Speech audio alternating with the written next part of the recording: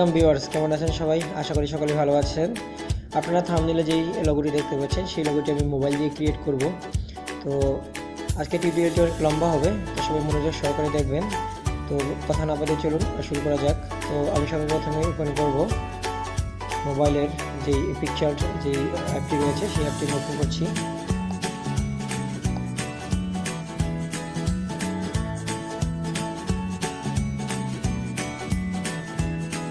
সর্বপ্রথমে আমরা যে প্লাস চিহ্নটি দেখতে পাচ্ছেন সেন্টারে, সেটিতে আমরা ক্লিক করব। করার পরে এখানে আমরা সিম্পলি ড্রয়িংয়ে আমরা ক্লিক করব, ক্রিয়েট এ নিউ।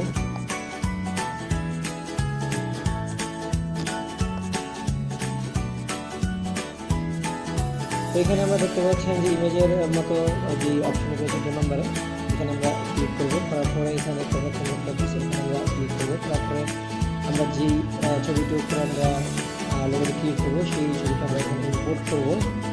সর্বপ্রথম ছবিটি নিয়ে আসছি, ছবিটি নিয়ে আসলাম। আমরা এখানে রাইট বাটনে ক্লিক করব, তারপরে এটি একটু জুম করব।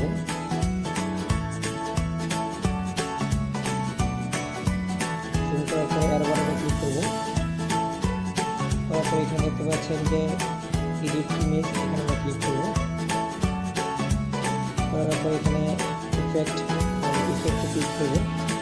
তারপরে এখান থেকে আমরা যে ইফেক্টটি আমাদের দরকার সেটা আমরা নিয়ে নেবো। এখান থেকে চাইলে আপনারা আপনাদের পছন্দ মতো যে কোনো ইফেক্ট আপনারা এখান থেকে নিতে পারেন। তো যেহেতু আমি লোগোতে যে ইফেক্টটি দিয়েছি সেই ইফেক্টটি আমি এখান থেকে নিয়ে নেব। এই ইফেক্টটি এখানে ক্লিক করলাম। তারপরে দেখতে পাচ্ছেন যে আমাদের সামনে এরকম পিকচার চলে আসছে।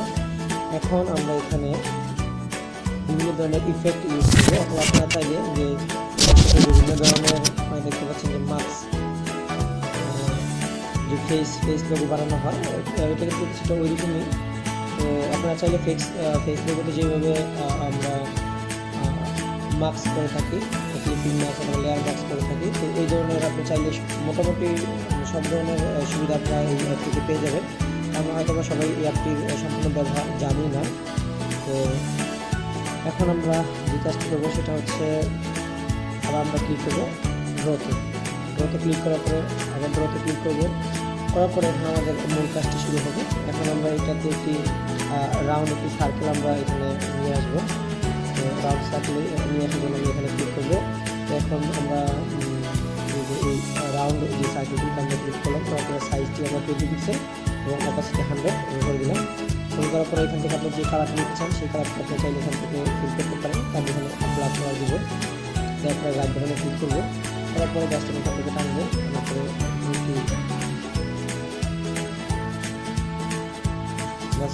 তুলতে পারছে। তো আপনারা আপনাদের প্রয়োজনীয় অবশ্যই আপনাদের যে সার্কেলটি সেটা আপনারা বানাবেন এবং বানানোর পরে এটাকে সঠিক জায়গাতে এখানে আপনারা এটাকে সেট করবেন। করার পরে আমি এখানে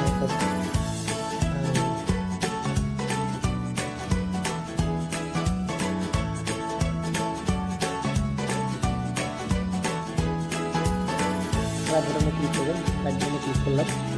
তারপরে এখন আমাদের সামনে হচ্ছে এখানে কিছু ইফেক্ট দেওয়া। তো আমরা ইফেক্ট দেওয়ার জন্য আপনারা চাইলে এখানে মাস্ক করতে পারেন। তো আমি সহজভাবে দেখাবো, সেটা আপনারা করতে পারেন। সেটার জন্য আমাদের একটা ইমেজ দরকার হবে। তো যেহেতু আমি ইমেজ দিয়ে করবো না, সেটা আমি এখানে কিছু ইফেক্ট রয়েছে এই সফটওয়্যারটির মাঝে, তো আমি সেই ইফেক্ট দিয়ে আমি আপনাদের করে দেখাবো। ড্র নিচে দেখতে পাচ্ছেন আপনারা লাইন, সেখানে আমরা ক্লিক করবো। ক্লিক করবে এখানে দেখতে পাচ্ছেন যে অনেক ধরনের ইফেক্ট এখানে রয়েছে, লাইটিং ইফেক্ট। আপনারা চাইলে সেগুলো ইউজ করতে পারেন। আমি এখান থেকে 4টি আমরা ইফেক্ট এখান থেকে ইউজ করবো। নিয়ে নিলাম। তারপরে আপনারা চাইলে এটাকে কমপ্লিট করে শুরু করে নিতে পারেন। তো এবং যেখানে আপনার দরকার সেখানে আপনি এটাকে সেট করবেন। তো জাস্ট আমি এটাকে এখানে সেট করে দিলাম। দেওয়ার পরে আরও কিছু আমি নিয়ে আসবো এখানে 2-3টি।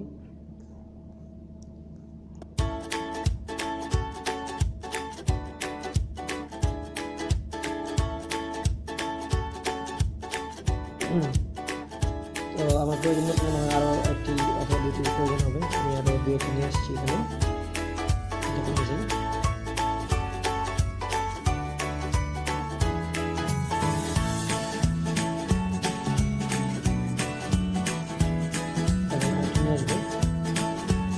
তো দেখতে পাচ্ছেন মোটামুটি আমাদের কাজ শেষ।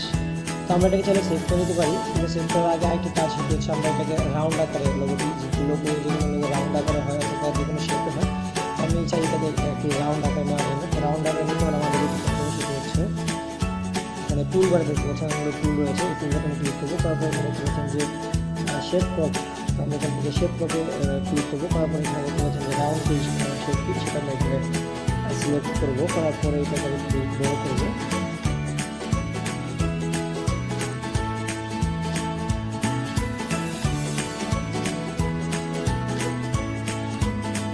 দেখতে পাচ্ছেন একটু সময় লাগছে, আপনারা একটু ভালো করে সময় দিয়ে আপনারা যদি লোগোটি বানাবেন তো সেক্ষেত্রে আপনার একটু সময় দিয়ে এটাকে সুন্দর করে বানিয়ে নেবেন। তো আমি যেটা টিউটোরিয়াল করছি সেক্ষেত্রে আমরা একটু ভালো করে আপনাদের দেখাতে পারবো না, আমি আপনাদের জাস্ট প্রসেস থেকে করতে হবে। তো সেই ক্ষেত্রে আপনারা একটু ভালো করে এটাকে সেটাকে মিলিয়ে নেবেন। এই যে বন্ধুরা জাস্ট আমার প্রয়োজন মতো টুকু নিলাম, কিন্তু আপনারা অবশ্যই ভালো করে এটাকে সেটাকে নিয়ে নেবেন, তাহলে আপনার লোগোটা দেখতে অনেক সুন্দর হবে। তো জাস্ট আমি এখানে অ্যারো বাটনে ক্লিক করবো। তারপর দেখতে পাচ্ছেন যে আমাদের সম্পূর্ণ লোগোটি একদম রেডি হয়ে গেল। আপনারা চাইলে এই ট্রিকটি ফলো করে আপনারা যে কোনো লোগো খুব সুন্দরভাবে ক্রিয়েট করে নিতে পারবেন। তো বন্ধুরা অবশ্যই আমাদের চ্যানেলটি আপনারা সাবস্ক্রাইব করে রাখবেন, তাহলে আমি এরকম বিভিন্ন ধরনের টিপস এবং ট্রিক নিয়ে চলে আসবো। তো আমি ফটোশপ অথবা মোবাইল দিয়ে আপনারা কীভাবে লোগো অথবা বিভিন্ন ধরনের কাজ করতে পারেন সেই বিষয়ের উপরে আমি টিউটোরিয়াল বানাবো। তো অবশ্যই আপনারা আমার চ্যানেলটি সাবস্ক্রাইব করে রাখুন। তো আর অবশ্যই বেল বাটনটি প্রেস করতে ভুলবেন না। তো বন্ধুরা এখন আমরা জাস্ট এটা সেভে ক্লিক করলে এটা সেভ হয়ে যাবে। আর সেভে ক্লিক করবো, করার পরে এখানে দেখতে পাচ্ছেন যে আমাদের সম্পূর্ণ লোগোটি ক্লিক হয়ে গেলো। এখন আমরা এখানে বাম পাশে যে অ্যারো বাটন এখানে আমরা ক্লিক করবো। করার পরে যদি অ্যাড আসে তাহলে অবশ্যই কেটে দেবেন। তো এখানে দেখতে পাচ্ছেন যে এখানে যে গ্যালারিতে আমরা ক্লিক করি তাহলে গ্যালারিতে সেভ হয়ে যাবে। জাস্ট গ্যালারিতে ক্লিক করে দিলাম। তো গ্যালারিতে ক্লিক করার পরে এখানে আমরা ডানে ক্লিক করবো। ডানে ক্লিক করলে এটি আমাদের ছবিটি আমাদের সেভ হয়ে যাবে, আমাদের কাজ শেষ। তো চলুন তাহলে আমরা একটু লোগোটি দেখে নিই গ্যালারি থেকে। বন্ধুরা যে দেখতে পাচ্ছেন আপনারা এখানে আমি 2-3বার প্রেস করার পর এখানে আমাদের লোগোটি 2-3বার চলে আসছে। আপনারা চাইলে যে কোনো লোগো খুব সুন্দরভাবে কিন্তু মোবাইলের মাধ্যমে ক্রিয়েট করতে পারেন। তো বন্ধুরা অবশ্যই আশা করি ভিডিওটি ভালো লাগছে। যদি ভিডিওটি ভালো লাগে তাহলে অবশ্যই লাইক দিতে ভুলবেন না, অবশ্যই কমেন্ট করে জানাবেন যে ভিডিওটি কেমন হলো। সবাই ভালো থাকবেন, দেখা হবে পরবর্তী ভিডিও।